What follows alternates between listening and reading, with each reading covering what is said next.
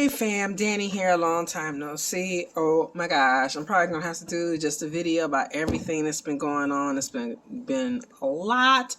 The latest thing was I've been having some dental issues, had to go to urgent care for that. That was not fun. But what I don't really want to talk about that right now. I am happy though that I'm not in excruciating pain. I never had a toothache, and gosh, I wish I could say that that was the case still, but I'm getting it taken care of, so that's a good thing. You know, I have some wisdom teeth that I have to get out that are causing me some pain that are close to my nerves, so that's like, oh gosh.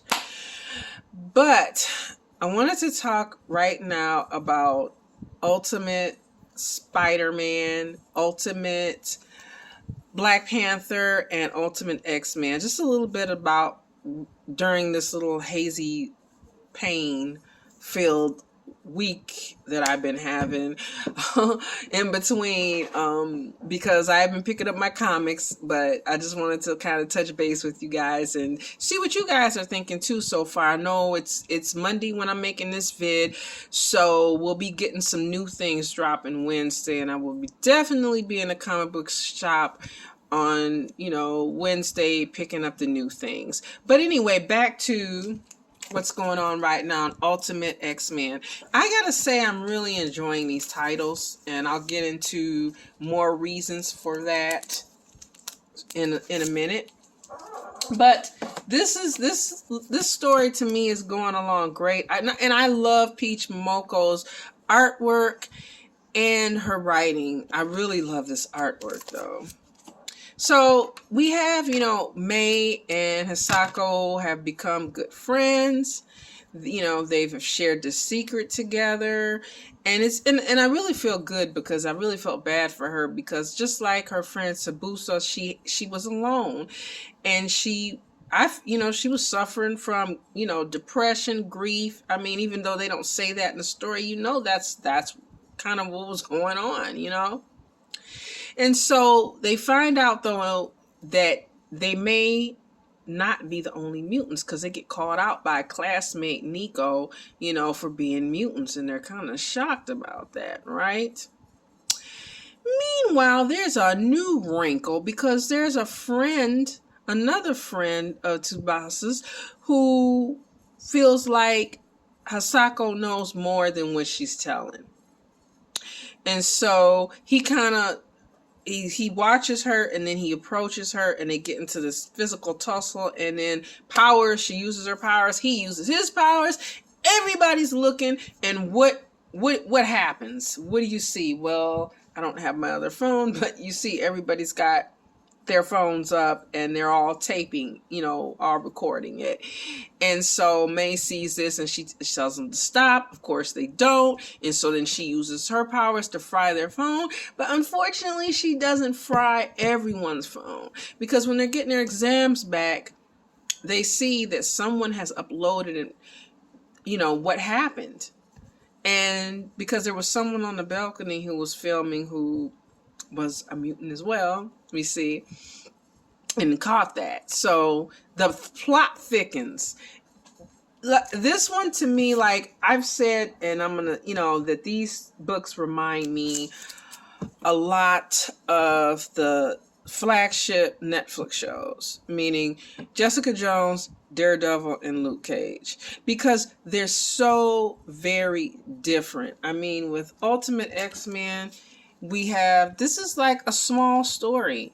I mean, we have two girls who have really big powers, and actually we have some other young people who have quite a small group so far, but it's not, right now it's just kind of, with the concentrated. Now that it's out there on online, that might change in the next issue, but right now everything is being, and it's the maker is obviously doing his thing in this large area, but the story is concentrated. It's a small story. It's all, and I like that.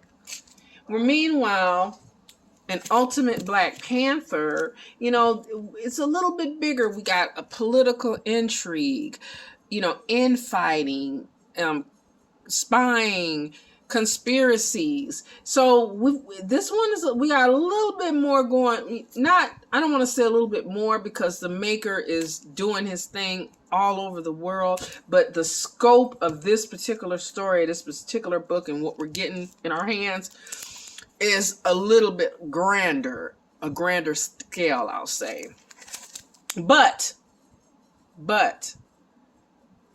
what I do love about all of them, like, and here we have Ultimate Spider-Man. We're going to talk about a little bit about that too. Again, the epicenter, New York, which New York is usually like the place where everything starts. I mean, we know how many things happened in New York in our Marvel, in our MCU universe. But in Wakanda, we have T'Challa going through a lot right now. And like I said, these books to me have a lot of action, but they also focus on family relationships. And that's something that I think a lot of people feel is missing in the MCU right now. And I'm one of those people. I want them to get back to that because, like, for example, Ultimate X-Men, we can tell she has a great relationship with her mom. She takes care of her mom. They take care of each other. She cooks for her. They're tight knit. The friendship that she had, even though she lost one friend, she's gained another. So these are all things that are relationships that are important. They show that having someone to talk to, having someone to care for, having someone to care about you, how great that can be and how beneficial that could be for both of you. Again, in Black Panther, we have T'Challa balancing so many relationships. He was a son, he's a husband, he's a father, a brother, a king, a man. Black Panther, I mean, he's balancing so much, and often those duties conflict. And often he finds himself taking one above the other, kind of like another guy that we know, kind of like this guy. So that to me is really important in a story. It's one of the reasons why I love Stephen King so much, because I love supernatural, I love horror, but he also gives you great stories, great family relationships, because you care about these people. And if you don't care, you're not going to be interested in the story. It's just that way. You got to have somebody to care about. It's like a good slasher movie. You're going to have the jerks. You're going to have that girl, that mean girl that you just want to But you got to have somebody, the final girl. You got to have somebody that you care about, that you're rooting for, that you want to survive. So again, getting back to Black Panther, he's balancing all of this, and it's hard. Right now, no one knows where he is. We open up with Okoye, his wife, the queen, giving this rousing speech, about how he's going to come back with answers. Everything's going to be great. Wakanda forever. And Shuri, when she's coming back in, is like, that was good, but you told a lot of lies there. And Okoye's basically like, look, I got to do what I got to do. I got to try to balance.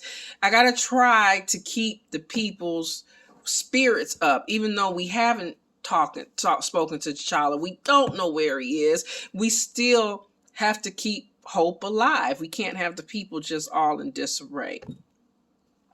Meanwhile, Ron Conchu, they're ready to make their move. They're like, okay, it's time. It's time to make our move against Wakanda. They kind of go back and forth about, playing with him and him being T'Challa and not being as aggressive as they should have, but playtime is over, right? Meanwhile, we got Okoye sleeping, taking her nightly sleep, and she gets attacked by an assassin. And Shuri tries to neutralize this assassin. A fight ensues between the three of them.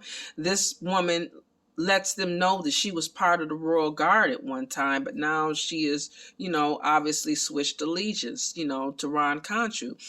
And T'Challa appears and basically is like, nope, unhand my queen and my sister. So, and they're happy to see him, but there's that him trying to be king in Black Panther, but protect his wife. So some things he's not telling her. And she's like, look, you got to tell me everything. I know you're the king. I know you're the Black Panther, but you're also my husband. So again, we got all this conflicting stuff. So he's like, look, just meet me secretly tomorrow, and don't let anybody see you.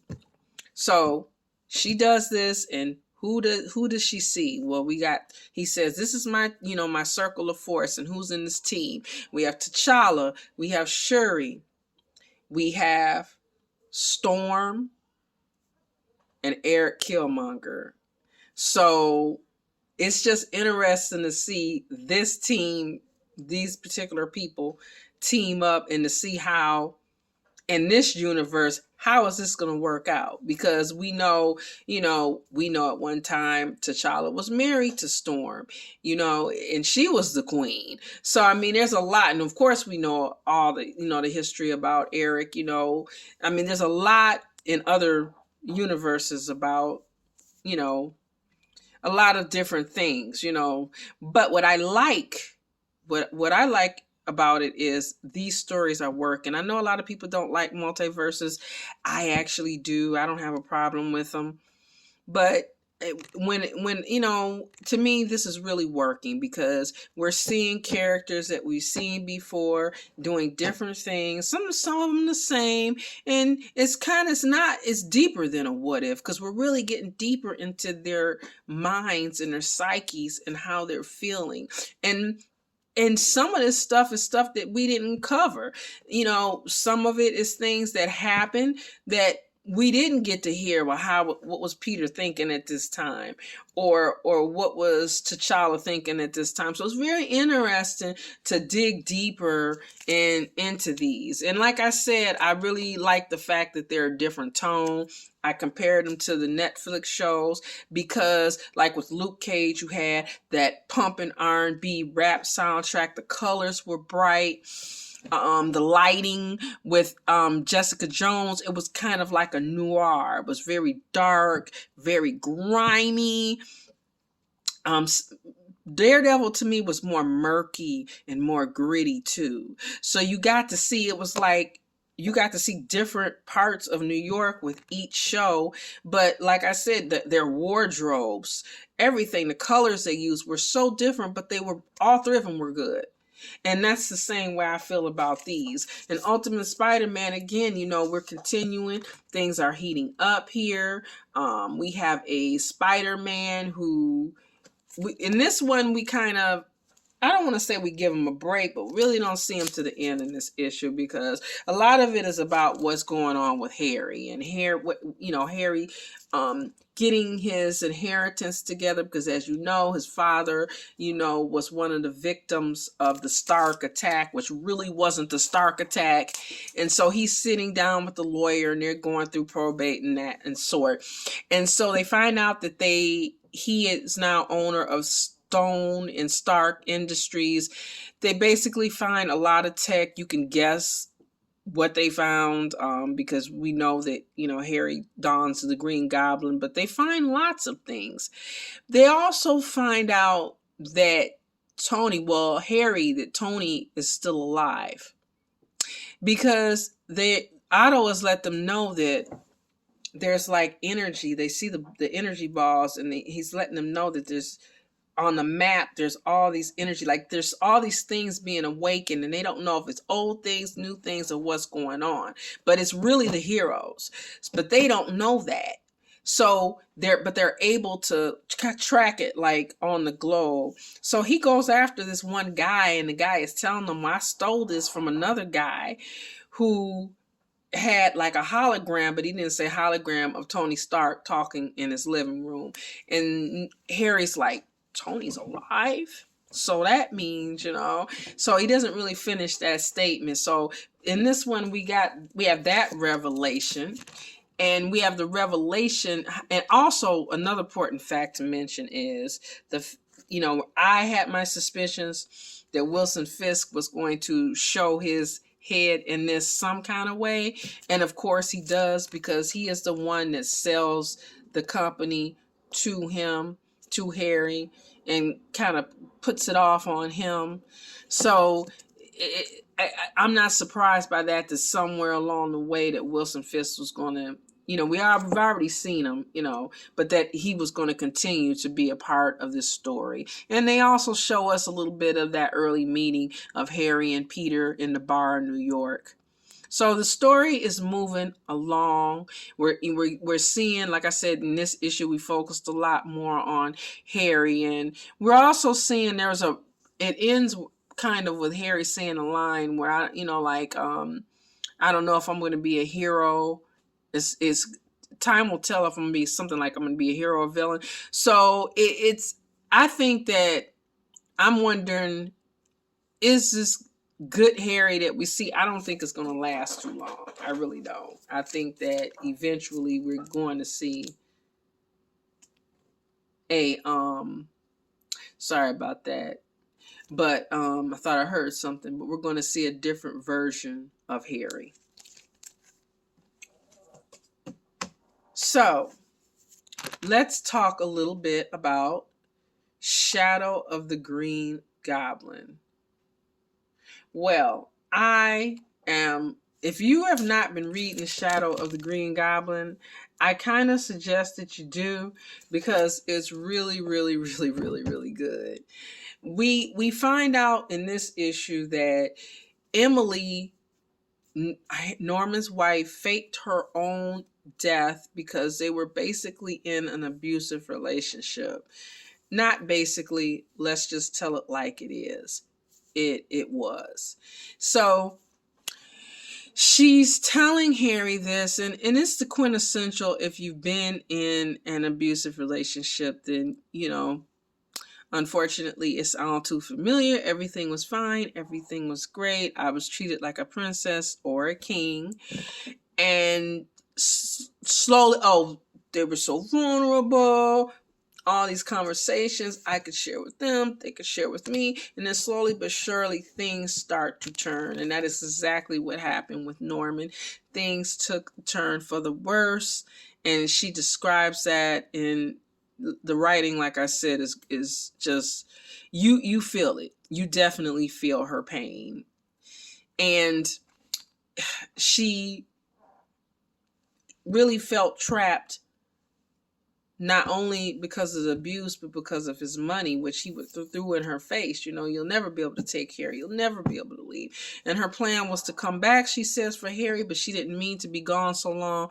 But she doesn't say why, she was. We also get to see a little bit more of a backstory, and some of this has been told in other issues and other books, but about Norman's abusive childhood and how things weren't great for him. And not that that's an excuse, but he has a flashback of when he was locked away and he created this fantasy world of goblins. So, surprise, surprise, right? So we get to see that as well. And even in the hospital, he's in the hospital, he's talking to Gwen Stacy's father, who's a police officer, and he's going through his own thing. His wife is literally in the same hospital, suffering with pancreatic cancer, and Norman Osborn is yelling at him about, you better do what you need to do to find my son. Which, okay, I can understand. Anybody could understand that him being upset, but you're talking to someone and this, who is suffering a great loss. And Gwen just kind of freaks out and is like, I can't take this anymore. I have to leave. Which, of course, her dad goes to run after her. And Norman's like, where are you going? And he's like, I'm going after my daughter. Like, what are you talking about? Like, the fact that this man is even on his job is like phenomenal, with all these having to contend. But it just shows how, Norman is just in his own world. He's in his own world, and he does not think about how others feel. He's to me, Norman Osborn is a textbook narcissist. The real one, not the one, because I know that word has gotten, unfortunately, very much overused, like a lot of words like bipolar, OCD, a lot of things that people just put on people and, they just say. But he really is legit with all his machinations and manipulations and gaslighting and everything that he has done. So we have Gwen freaking out. We have Peter still feeling bad about what's going on with him and Aunt May, because they haven't, they had that blowout when he came in all beat up, and they've been ignoring each other, and they finally get this chance to have a conversation, and it is a very heart-wrenching, gut feel like conversation. Anybody who suffered a loss could understand and emphasize. It didn't fix everything, but it helped them to get it out, to get something out, and to be able to have, to at least in that moment, comfort each other, because it obviously is going to take time for that to, heal. These things don't just heal immediately, as we know. Grief goes up and down, good days, bad days, and even years later. You think about it. I think about my dad. I mean, golly gee, there's not, it doesn't just go away. It's like, oh, I'm never going to think about. No. It doesn't. It's not just Father's Day, that it comes to your mind. It's in your mind all the time. It could be a song, it could be a movie, like, oh gosh, Dad would have liked that, or I wish, So it can be very difficult. And so I really, like I said, this was a very well written conversation, and I was glad to see that they had this conversation, because and what I like too about this one is that in this one we have a Spider-Man, again, as we talked about, who is older. He may at times debate whether or not wiser, I think, if you could actually talk to Peter Parker. But he's looking back on all these things with, some things with good memories, some bad, some with regret. Some things that he wishes he could change, some things maybe not so much. But it's just very interesting to get his point of view on these things that happened long ago.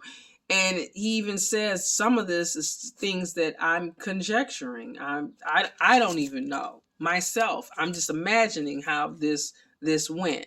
So it's very interesting. I really feel like Spider-Man is having this renaissance, because it's almost like right now he is Marvel, what Batman is to DC is, I feel like this is what's going on with Spider-Man, because we have all the events that are going on in Amazing Spider-Man. We have everything that's going on in Ultimate Spider-Man. We have Shadow of the Green Goblin, and we have Spider-Man Blood Hunt, which we'll be talking about in another video. So there's a lot going on, but it's just great to see all these different versions and aspects of Peter Parker and all these different events in his life, and seeing how he views them, and if they were different, if some of them hadn't happened, which is what we're seeing in Ultimate Spider-Man, then how would that be? Let me know what you guys think about these titles, the Ultimate titles. And by the way, I didn't talk about the Ultimates. I'm going to be doing a separate video on that. So I didn't forget about that. But I wanted to really talk about, since I hadn't talked to you guys in a while, these issues, and touch on Shadow of the Green Goblin as well, because I definitely missed you guys and I want to get back on. I also will be dropping a video on these two titles. One of the Deviant, which if you know, I've been talking a lot about this. I've done one for each issue, and it's one of my favorites. It's a Tinian, and I'll also be talking about this one.